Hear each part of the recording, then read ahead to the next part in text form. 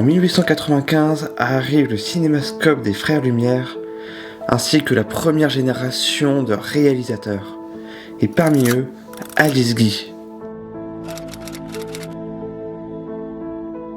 Elle fait ses débuts au comptoir général de la photographie. Elle y suivait plusieurs artistes dans leurs travaux.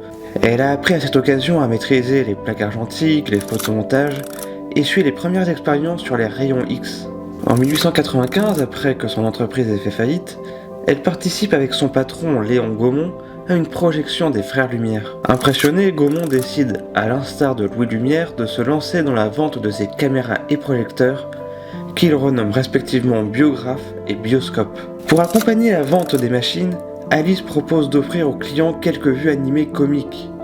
L'idée est d'abord très critiquée par son patron, mais elle finit par gagner gain de cause, à la condition que ce soit fait hors de ses heures de travail.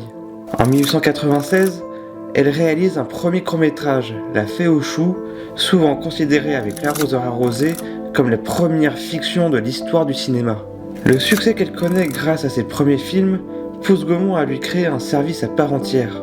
Elle réalise plusieurs centaines de courts-métrages et introduit à cette occasion de nombreux genres en présentant des westerns, des péplums, des films de guerre, des drames sociaux. Elle invente même l'ancêtre du clip en réalisant des phonocènes, et ce bien avant l'arrivée du son au cinéma en 1927. Elle s'inspire du chronoscope de Georges Demenny en utilisant deux machines qui permettent d'enregistrer le son et l'image. C'est à cette même occasion qu'elle invente le making-of en filmant les coulisses de ses phonocènes.